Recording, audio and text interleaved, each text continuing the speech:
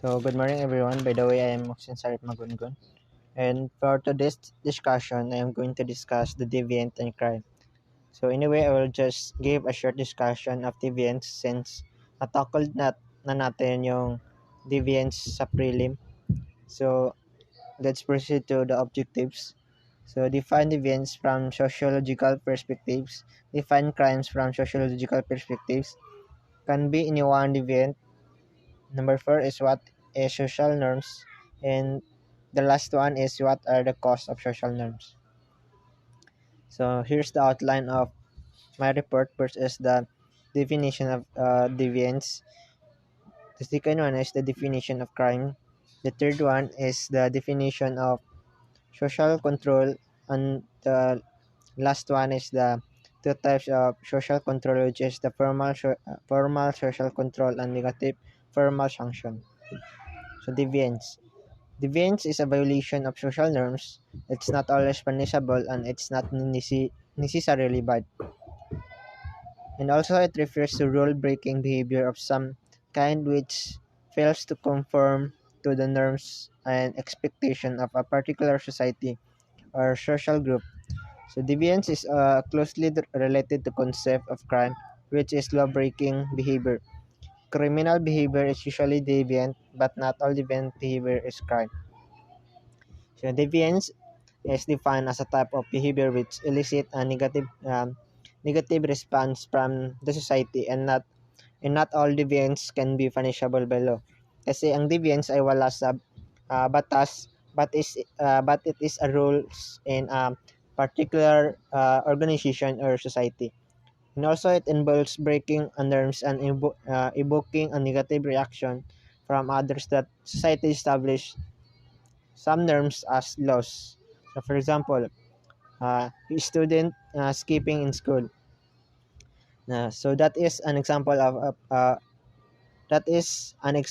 primary or minor deviant because nilabag ng estudyante ang rules ng isang paaralan or institutions. So, di ba we have two types of sanctions and deviance. First is the positive sanction and negative sanction. So, in positive, if you do something good in your community, then you will rewarded. Para sa negative sanction is if you do something bad, then you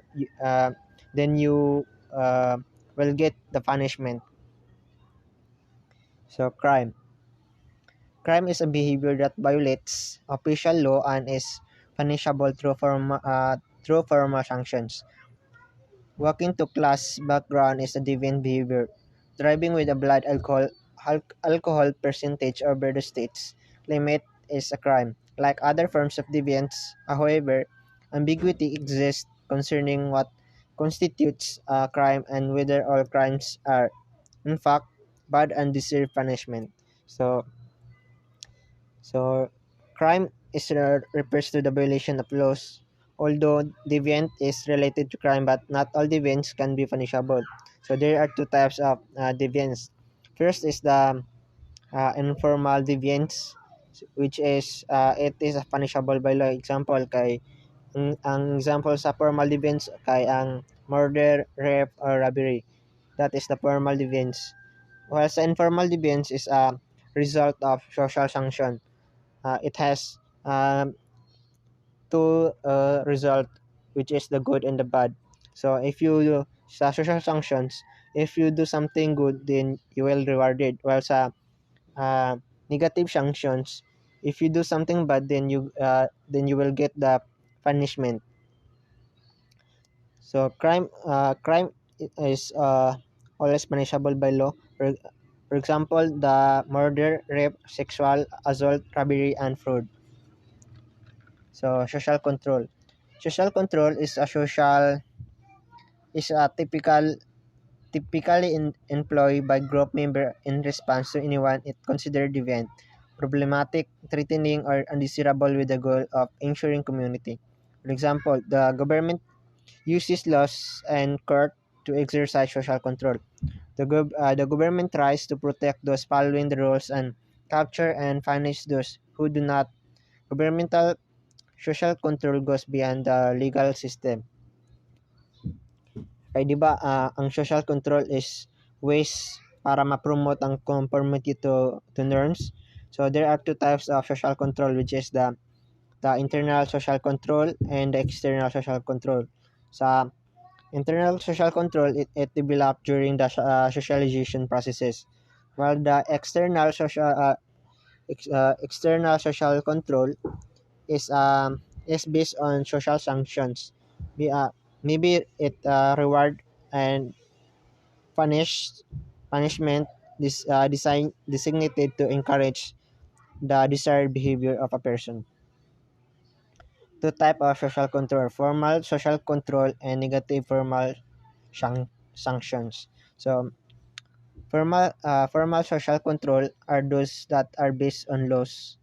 They are enforced by all sorts of government agencies such as the police, judicial, court, and regulation agencies. Example of this is type of social control are na policing, judicial sanctions, and regulatory regulatory policies.